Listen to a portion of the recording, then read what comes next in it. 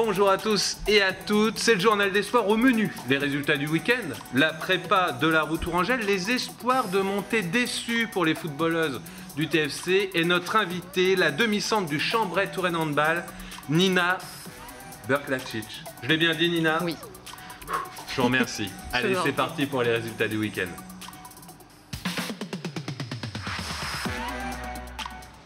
Le Tour Volleyball retrouve des couleurs. À domicile face à Tourcoing, les volleyeurs tourangeaux n'ont pas tremblé dans le 5e set et remportent le match 3-7-2, 15-13 dans le tie-break. Il reste 2 matchs de championnat régulier avant les playoffs. Le TVB passe devant Tourcoing et pointe à la 5e place du championnat. En Pro B2 basket, 3e défaite consécutive pour l'ADA qui s'incline chez le leader Saint-Quentin, 99-84.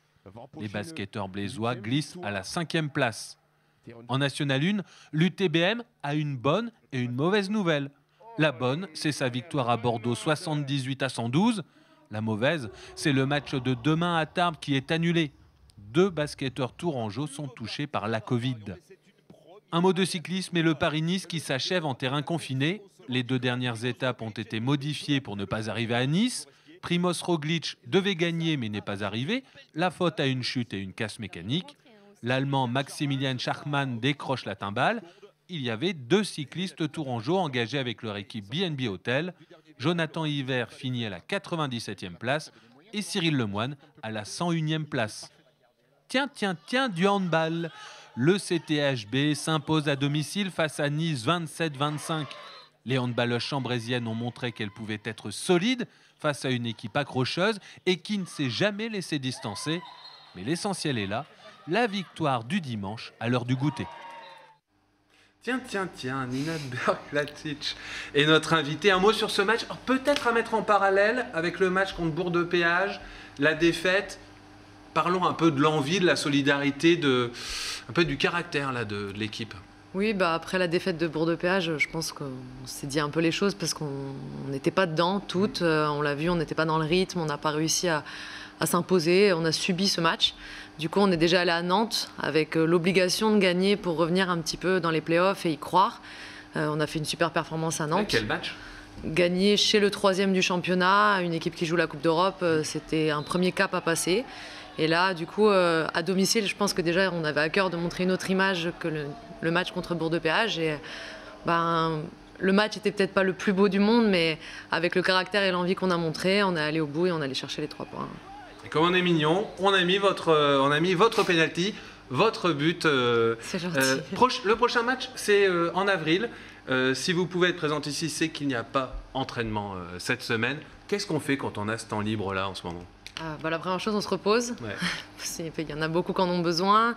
Malgré tout, dans l'équipe, on a certaines filles qui sont internationales, donc qui sont parties en stage. On en a qui préparent les TQO, donc les qualifications au JO. Donc tout le monde ne va pas se reposer de la même manière, mais on va se reposer. Après, surtout, on va continuer à s'entraîner pour être prête sur la 2e partie des playoffs. Bon, on en reparle tout à l'heure, on va passer à l'actualité.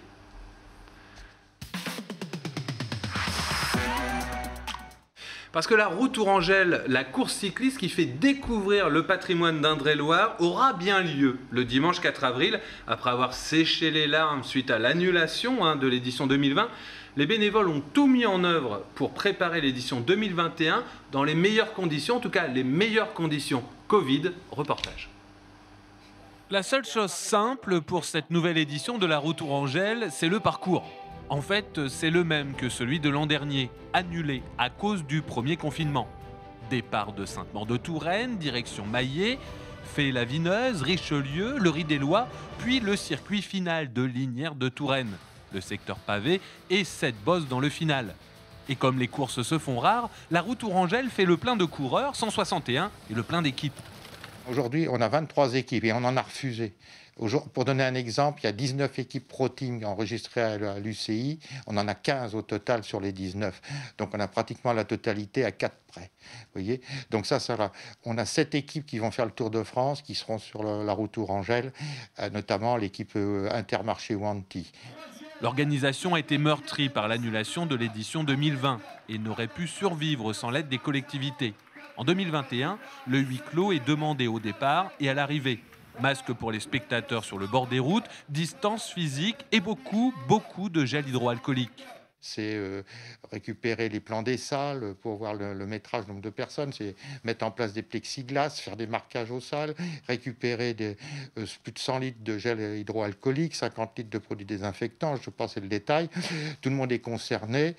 Les bénévoles de l'association ont sué sang et eau pour que la route Tourangelle soit une réussite. Le 4 avril, ils seront 600 pour assurer le bon déroulement de la course. Allez, le journal des sports, le journal de tous les sports, zoom à présent sur le foot féminin dans la vie des clubs. Les joueuses du TFC espéraient une montée, mais ça, c'était avant la Covid. Leur saison s'est arrêtée net en octobre. Audrey Champigny est allée à leur rencontre à la Vallée du Cher. Alors, à l'époque, l'entraînement se faisait le soir. Maintenant, elle s'entraîne le week-end quand leur agenda le permet. Reportage.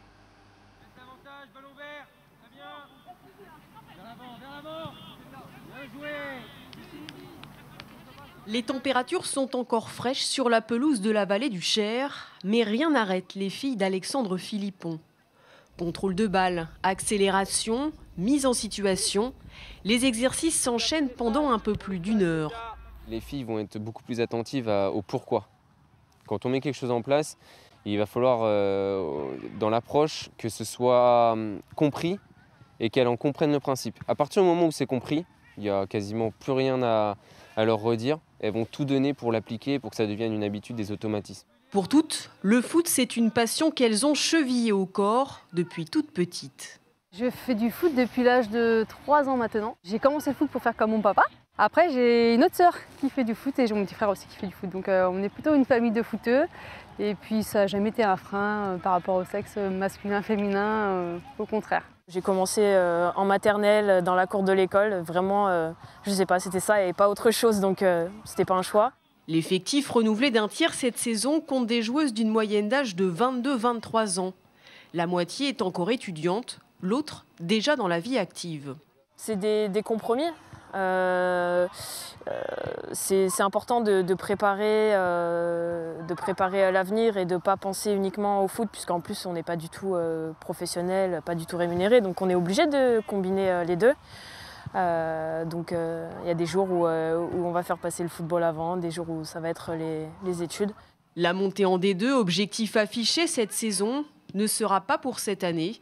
Dommage, le TFC était premier au classement. Allez, place maintenant à la sportive de la semaine.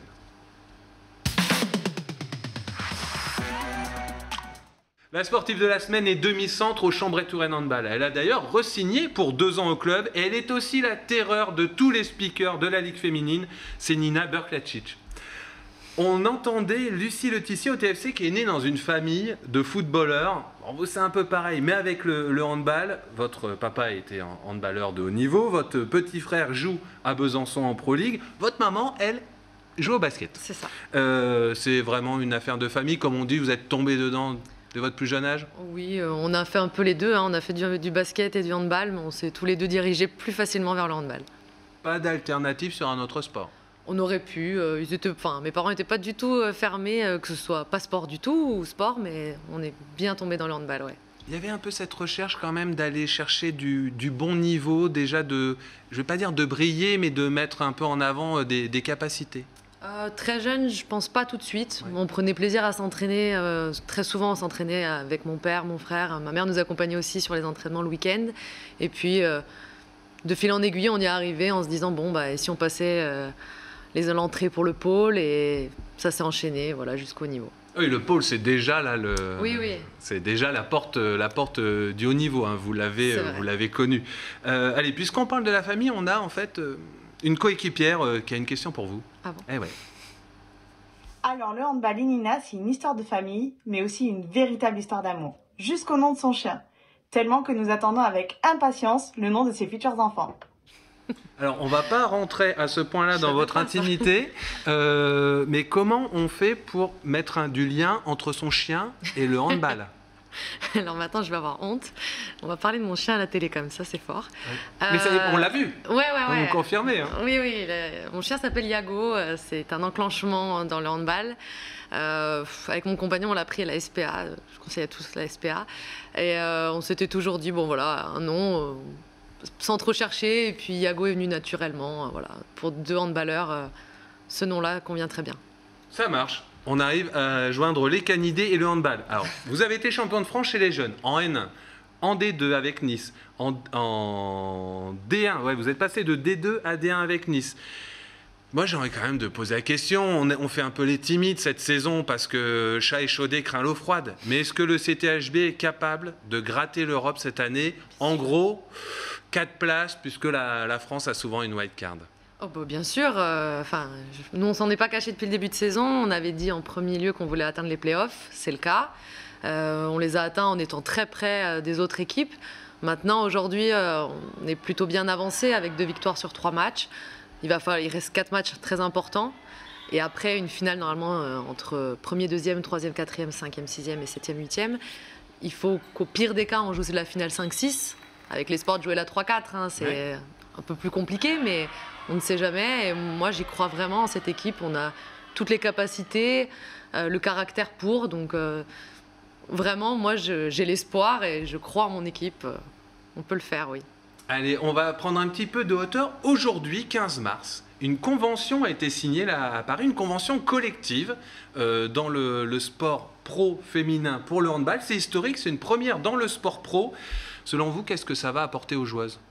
Alors, c'est une convention qui a été signée pour les joueuses, pour encadrer un peu tout le côté maternité, congé.